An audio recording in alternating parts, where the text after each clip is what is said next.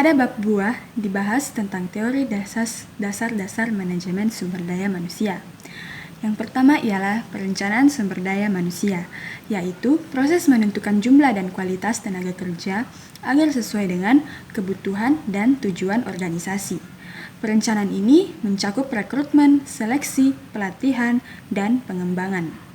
Rekrutmen, seleksi, dan penempatan karyawan. Rekrutmen bertujuan untuk mencari calon tenaga kerja yang sesuai dan untuk seleksi dilakukan untuk memilih kandidat yang terbaik, dan penempatan bertujuan menempatkan karyawan pada posisi yang sesuai dengan kemampuan dan kebutuhan organisasi. Ketiga, pengembangan sumber daya manusia yang dilakukan melalui pelatihan dan pembinaan agar karyawan memiliki keterampilan dan kompetensi yang lebih baik. 4. Perencanaan karir, yaitu upaya organisasi dalam menyiapkan jalur karir karyawan agar mereka dapat berkembang dan memiliki motivasi kerja. Dan yang kelima, penilaian prestasi dan sistem imbalan yang digunakan untuk menilai kinerja karyawan serta menjadi dasar pemberian gaji, bonus, dan penghargaan. Dan yang terakhir ialah pemeliharaan dan pemberhentian karyawan yang bertujuan untuk menjaga kesejahteraan karyawan serta mengatur pengakhiran hubungan kerja yang sesuai dengan prosedur. Bab 3. Hasil observasi lapangan. Pada bab ini dijelaskan hasil observasi dan wawancara di EcoCare Cleaning area kerja yaitu BPK Corporate University Goa. Nah, dalam hal perencanaan SDM, perusahaan menentukan jumlah karyawan berdasarkan luas area kerja dan aktivitas harian. Jika terjadi perubahan area, maka perusahaan akan meninjau ulang kebutuhan tenaga kerja. Dan untuk rekrutmen dan seleksi EcoCare Cleaning merekrut karyawan secara manual melalui wawancara langsung yang dilakukan di kantor cabang. Sedangkan penempatan karyawan disesuaikan dengan jarak tempat tinggal, keterampilan, dan juga kemampuan kerja agar karyawan dapat bekerja dengan optimal.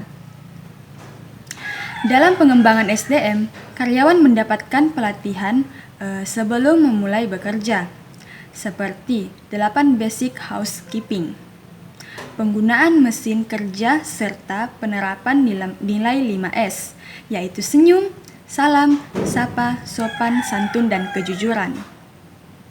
Pada perencanaan karir karyawan, memiliki kesempatan untuk naik jabatan menjadi koordinator atau supervisor dengan syarat yaitu menguasai keterampilan kerja, mampu berkomunikasi, serta memahami administrasi dan kepemimpinan.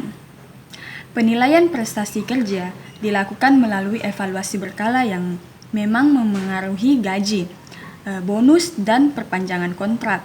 Sedangkan pemeliharaan karyawan dilakukan melalui pemberian gaji, THR, BPJS, seragam, dan cuti tahunan. Untuk pemberhentian dilakukan jika terjadi pelanggaran berat, pensiun, atau kesalahan yang berulang setelah surat peringatan SP 1, 2, dan 3.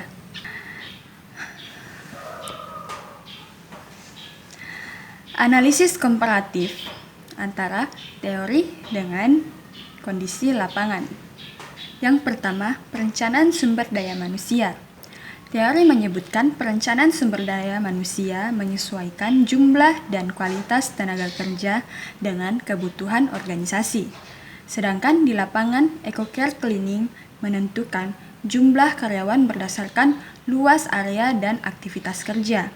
Kesimpulannya, perencanaan SDM sudah sesuai teori karena berbasis kebutuhan nyata lapangan. Selanjutnya, rekrutmen, seleksi, dan penempatan. Di teori, rekrutmen mencari kandidat, seleksi memilih yang terbaik, dan penempatan sesuai dengan kemampuan. Di lapangan, rekrutmen dan seleksi dilakukan secara manual lewat wawancara langsung. Penempatan disesuaikan dengan jarak tempat tinggal, skill, dan kemampuan kerja. Kesimpulannya, prosesnya sederhana, tapi tujuan dan hasilnya sesuai teori MSDM. Ketiga, pengembangan sumber daya manusia. Teori mengatakan pengembangan SDM dilakukan melalui pelatihan untuk meningkatkan kompetensi. Sedangkan di lapangan, karyawan mendapatkan pelatihan 18 basic housekeeping, penggunaan mesin, dan nilai 5S.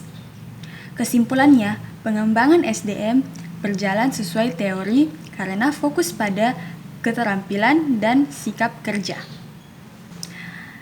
Keempat, perencanaan karir karyawan.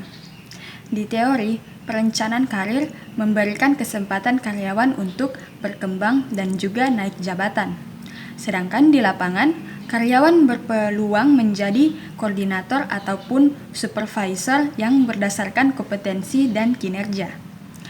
Kesimpulannya, sistem promosi sudah sesuai teori karena berbasis kemampuan, bukan saja asal naik.